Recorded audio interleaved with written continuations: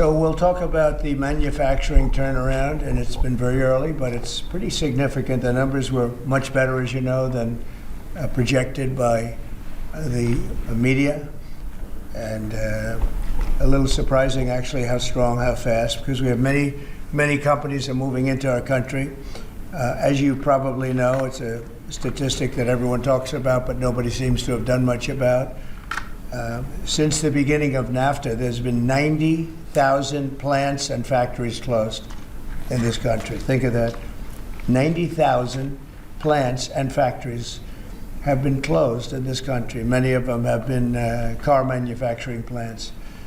And that's a terrible statistic, and we'll be turning that around. You're going to see it already. We already have numerous that are being built or starting to be built, and numerous that were being built in other countries, and they stopped, and they're coming here now because of the tariffs. And that's a big deal. That's what you want to hear. During the last year, the Biden administration saw a loss of more than 110,000 manufacturing jobs, or 9,000 manufacturing jobs every single month. It averaged about 9,000 a month, 110,000 manufacturing jobs. During the first full month in office, we've not only stopped that manufacturing collapse, but we've begun to rapidly reverse it and get major gains. We created 10,000 manufacturing jobs in February alone. That hasn't happened in a long time. And these aren't government jobs, which actually we cut. These are private sector manufacturing jobs. So we gained all of those jobs, 10,000 jobs, and we barely started yet. That's a very unusual number. People are surprised by it. I'm even a little surprised. On auto jobs, we created almost 9,000 new jobs in the auto production field. And the reason for that is largely they think things are happening, so they're already geared up. In some cases, they had rooms in their plants, or they had empty plants that they were able to put into use quickly because they see, because of the tariffs, they don't want to be dealing with other places, and they don't want to go back and forth and around and through the borders and across Mexico border and Canada border and all of. They want to have the jobs in one location. And they've had space, and if they had space, they were able to create the jobs almost immediately. In some cases, they'll be building plants to take care of those jobs. So we created 9,000 new jobs already in the auto production, auto parts manufacturing.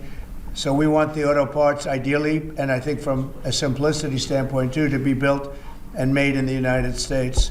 It's in a single month. That all took place in a single month, 9,000 new auto jobs. You haven't heard that in a long time.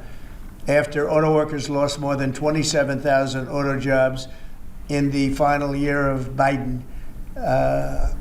These are also high-paying jobs. These are very prime jobs. The ISM Manufacturing Survey and the S&P Manufacturing Survey have also confirmed that our administration is presiding over a brand new domestic manufacturing boom after major collapse under Biden. It was a collapse. All he did is keep adding new government jobs, which are not the jobs you want. We're trying to shrink government and grow the private sector. That's what we've been doing. Under the final 2 years of Biden, 1 in every 4 jobs created in America was a government job. That's a tremendous percentage. But under the first full month of President Trump, which we haven't even gotten started yet, an incredible 93% of all job gains were in the private sector. So that statistic just came out. Big gains for native-born Americans. For the first time in 15 months, the job gains for native-born Americans, for American people born in America, exceeded job gains for migrant and foreign-born workers. This is the first time that's happened in more than 15 months. Employment for native-born workers went up by 284,000, while foreign-born workers went down by 87,000. Now, you've heard the same stat where foreign workers were taking up all the jobs, or almost all the jobs. In some cases, literally all of the jobs. And now it's 284,000 native-born jobs here, people born in our country, 284,000. While foreign-born workers went down by 87,000. First time that's happened in a long time.